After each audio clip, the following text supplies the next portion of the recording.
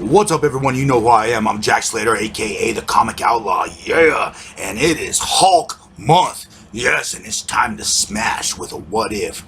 What if Hulk killed Wolverine? Now, earlier in the year, I did a what if Wolverine killed Hulk. So, this is the payback, you could say. This is the time that Hulk has his day. Yeah, and makes that Wolverine go away. Now, there's a lot of different stuff going on here. There's a creature called the Adversary that's taken Forge and Storm hostage, and he's currently manipulating the Hulk. Wolverine, as well as the other X-Men, went to Dallas, Texas to look for both of them. There was a source of like a reality break, a portal, and so he ends up running into the Hulk. Wolverine and the Hulk get into it.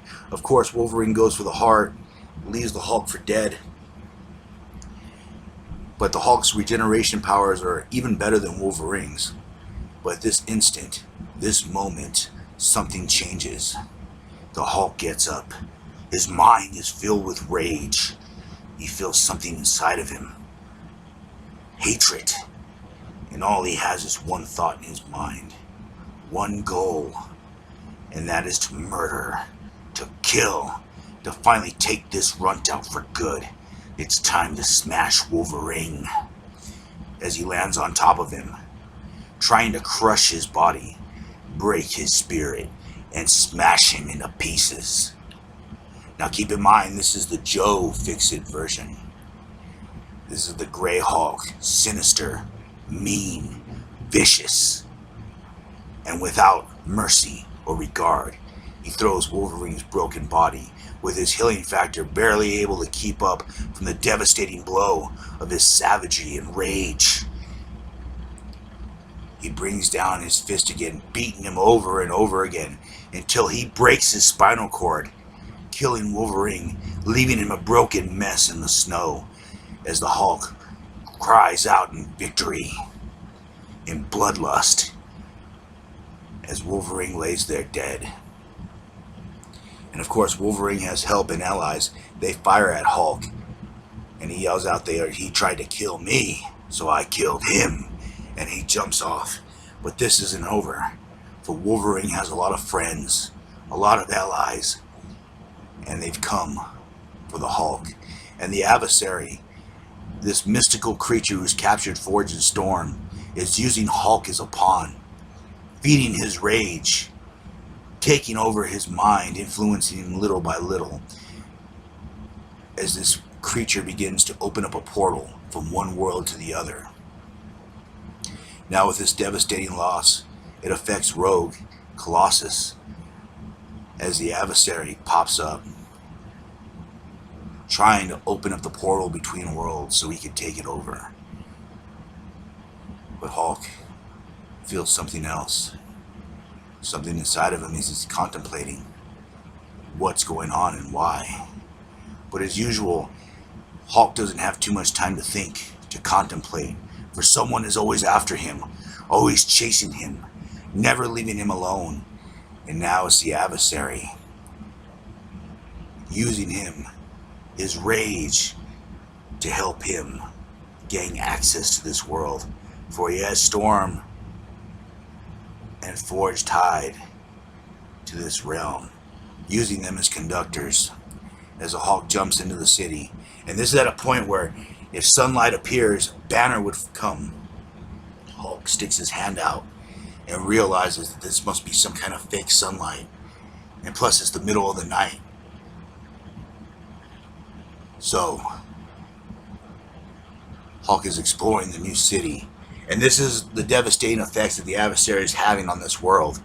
Things are beginning to cross in and out, as a dinosaur appears out of nowhere, thinking that Hulk's going to be a nice, juicy meal. Hulk smashes the beast. But even then, he spares it mercy because it's a dumb creature, not worth the Hulk's time. And the Hulk tells it to leave Hulk alone, to leave me alone, before I break you in two. This creature, recognizing the true savage, the true alpha, still tries to attack, but the Hulk is just too strong, too powerful, and too murderous as he breaks the creature like he did Wolverine. And now the Hulk is surrounded by tribe members, villagers, and he tells them they better stay out of his way, to leave him alone, to let him pass. And they all bow to him, for strength is king, for power is king, and they see him as a god, something more, something powerful. They all bow to him and show him respect. As the freedom fighters, as well as members of the X-Men, begin investigating what's going on, realizing that it's the Hulk they're after. And Rogue herself is bloodthirsty, wanting revenge for what happened to Wolverine. And this is a time when the freedom fighters are actually working with the government. They were part of Magneto's evil brotherhood, but now, for a short time, they're with the good guys, quote unquote. As Rogue and Colossus join up with them. And as they patch Rogue up, a visitor appears from Mojoverse. And she says the world is breaking down. And it's the Hulk that has something to do with it. So they all decide they must do something about the Hulk. But Rogue doesn't want to wait. She wants revenge. She wants a piece of the Hulk. She wants revenge for everything that's happened. Losing Forge, Storm, Wolverine, as the Hulk is enjoying a good meal brought to him by women as he's being worshipped as a king. Storm is lost, Forge is lost, and this just fuels Rogue's rage as she swoops down and gives the Hulk a warm welcoming with her fist. As she flies up, and the Hulk is wondering who the hell she is. To this point, Joe Fixit has never seen her before. And why is she bothering him when he finally found a place where he sort of belonged? A place where people treat him good. But Rogue runs right into him, knocking him over, and effectively just pissing off the Hulk. As he's wondering who and what she is, what she's doing here, and that it might have something to do with the runt that he stomped out earlier. For he knows he had friends. And Hulk thinks to himself, maybe it's time to smash her too. Hulk's bloodlust is running over and over. The rage inside of him just keeps going and going as he starts to take Rogue apart, systematically just beating her down, smashing her. And Rogue's giving him his best blows, but she still cannot stand up to this rage and the power of the Hulk. But she still tries. She makes a valiant effort and tries using her powers to absorb energy as she kisses him, trying to absorb his power, trying to transform him back to Banner. As he picks her up and slams her down. And even the Hulk has to admit he's feeling a little weak, woozy because of that. And he says, to quote an old friend, the Savage Hulk, the Great Hulk, the madder Hulk gets, the stronger Hulk gets. Fixit is feeling that rage deep inside of him. Something's driving him to kill. As he brings down that brick on her, he gets shot, and you see Havoc, the X-Men, the Freedom Fighters, the Defenders. They've called in everyone to try to stop him, to try to stop the Hulk's rage, his rampage, and also find this adversary.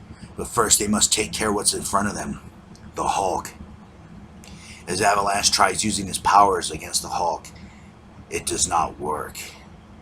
It only makes him madder. And he's getting stronger the madder he gets. And usually that doesn't happen with Joe Fixit. It usually happens with a Savage Hulk. But there's something mystical going on with him as he feels that rage boil deeper and deeper as he murders Avalanche. And now, the whole team, everybody, jumps into the fray, trying to stop Hulk. And as Pyro fires a blast at Blob, he burns him. And I'm going to have to call bullshit on this one, because I've seen the Blob take stronger hits, but in this one I guess he fries. He cooks. They fry him like oil as he's burning to a crisp, and the Hulk starts taking out person by person, not caring whose team they're on. Even Psylocke tries reaching into his mind to succumb his rage, but there's too much, and she passes out from the strain as it leaves a scar on Hulk's head. One of the other members charge off, and Hulk just smashes him. Hulk is unstoppable at this point until a kid, a familiar voice, Rick Jones, tries to put a stop to this, tries to reason with him, and for a moment he hesitates as the adversary is wondering what's going on. And Storm's wondering if they're going to be free, but Forge is unsure. He does not know. But now the adversary has his power, enough power to reach from one world to the other, as all of a sudden out of nowhere Wolverine appears and starts talking. Is he alive? As he slashes Rick Jones. And that just makes the Hulk even madder, as he realizes it's not Wolverine, but the adversary, as he blasts Hulk, saying that there's no more need for pawns. He is in this world, and he is here to take it over, to do with it as he sees fit, and to destroy anyone that stands in his path. As he begins taking out several members. But the Hulk is angry that he's been used. No one uses the Hulk, as he picks up a pole and throws it at the adversary, slicing him, wounding him. And this gives Forge and Storm the time they need to escape, for it was his power holding him there. And now that he's distracted and wounded, it gives them the time they need to figure out a way to trap him, to banish him from this reality. As they fly out into the city, back into the real world, Forge begins using his magical powers as well as Storm, for it takes magic and elemental power to stop this creature, to drive him back to the place where he was before. As the connection between the two grows and grows, trying to push him back into the portal, but Forge's confidence is waning, and the adversary still stands strong.